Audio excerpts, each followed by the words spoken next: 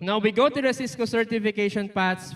Now, I do not know if you wanted to pursue this path, but just like the CCNP, pag natapos yung i-take yung CCNA, RNS, and if you wanted to pursue the CCNP, anong ginagawa natin?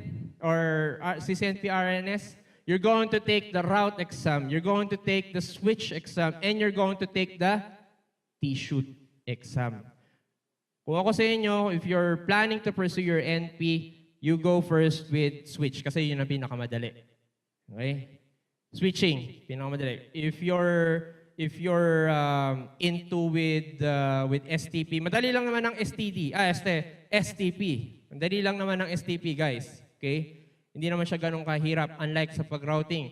Ang routing kasi masyadong marami kang aaralin. Aaralin mo ang NAT, aaralin mo ang EIGRP, aaralin mo ang OSPF, aaralin mo ang basic ng BGP. Tangina, basic? Yes.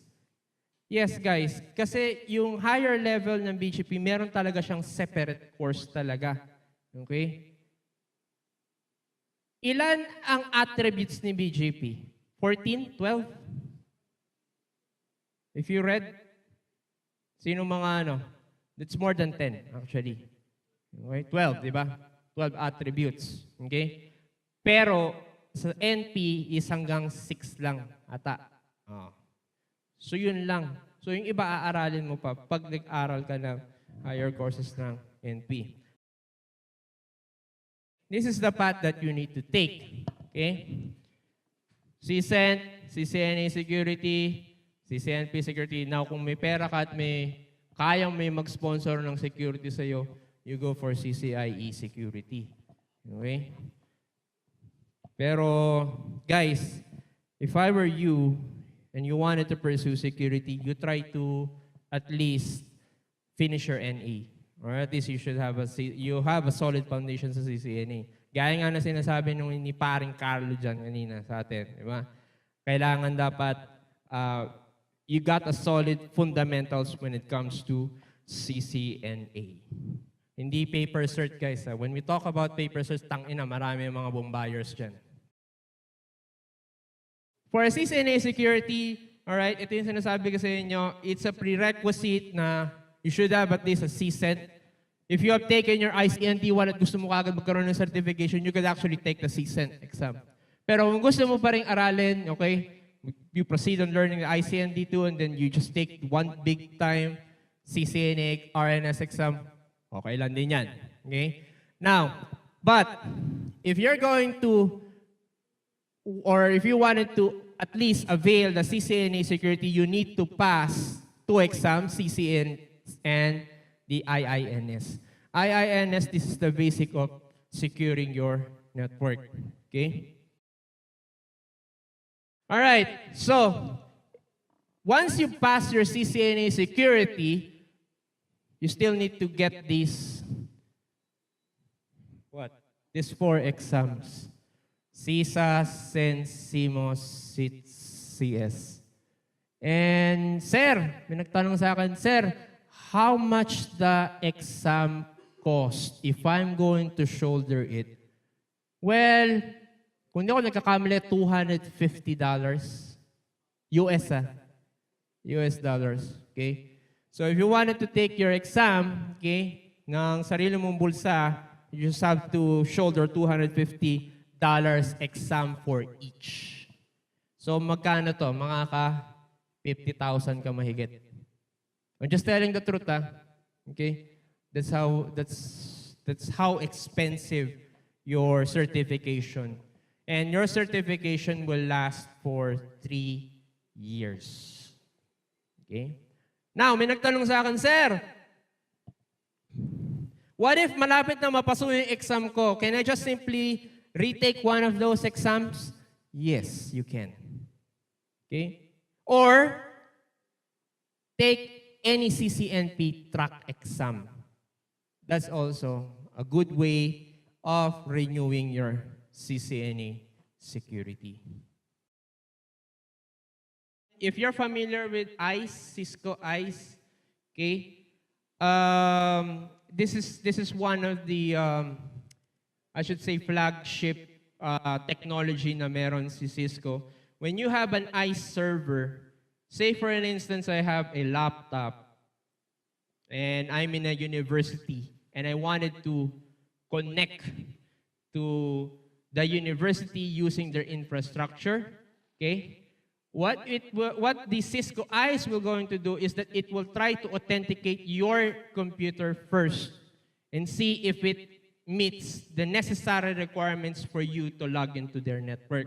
So anong gagawin? Pag nag-login ka, okay, anong i-check? I-check nila kung may antivirus ka, kung yung antivirus mo ba ay okay. If you're running a Windows JAPAX, they could actually check on that too. Now, if you pass the initial scanning or host scanning of the ISE, okay, it will let you connect to the network. But still, depending on your user credentials as well. Alright? Hindi ka nila pwedeng i-connect kung guest ka tapos gusto mo full access. No, they won't allow it. The Cisco Ice will actually take care of it. And it has what you call the a full course pagdating kay security. Now, ano naman ang ino-offer nito? Okay? Ito namang Cisco Edge Network Security Solutions, o yung SENSE kung tawagin, ang focus naman nito will be the Cisco ASA. Okay? The Cisco ASA, or what better known as the Cisco Adaptive Security Appliance, it is the firewall of the Cisco. Okay? That previously, ang firewall niya, ang tawag sa kanya is PIX, P-I-X. It's a legacy firewall.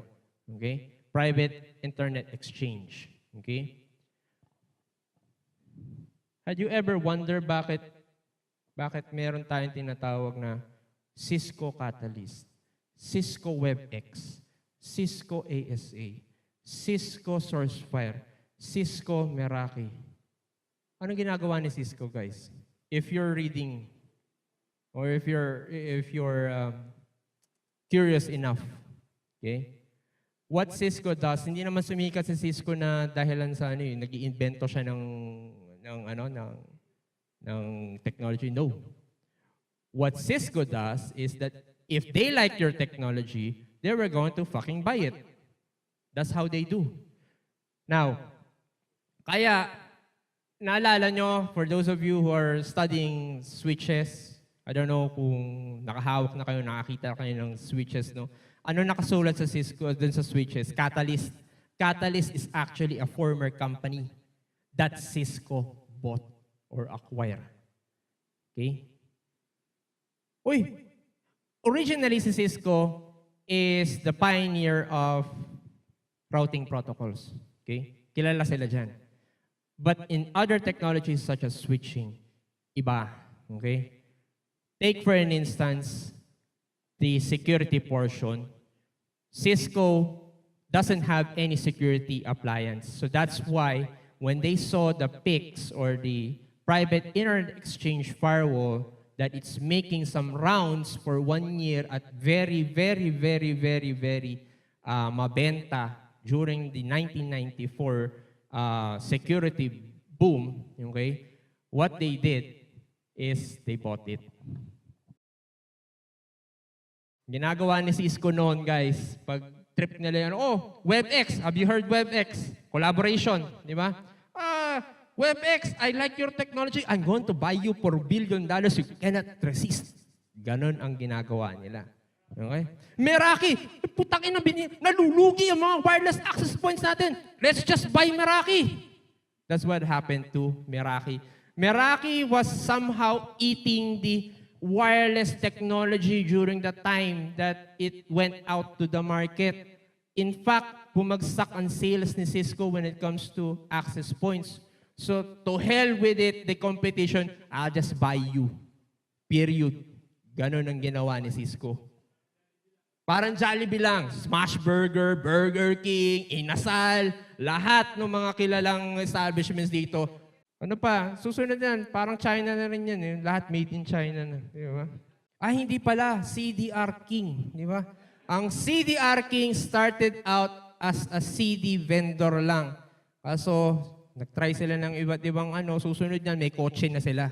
Di ba? Including yung router. Di ba dati, ang sikat ng mga routers, Linksys, Belkin, okay? They also produce their own. Okay? Kaya yung 192.168.1.1 dati, akala ko Linksys lang ang meron nun. Yun pala pati CDR King router. Now, if you're also be taking VPN, okay, site-to-site VPN solutions, okay, you take the course or you take the exam, CMOS exam. So, ang magiging focus po niyan is more on sa VPN. CS. Now, inside the ASA, okay, meron po tayong isa pang firewall. Talaga, sir? Yes. And you call it source fire. Yung mga bagong labas na Cisco ASA, ang problema kasi sa old firewalls noon, they just filter it via service ports. Nowadays, yung mga applications ngayon nagiging matalino.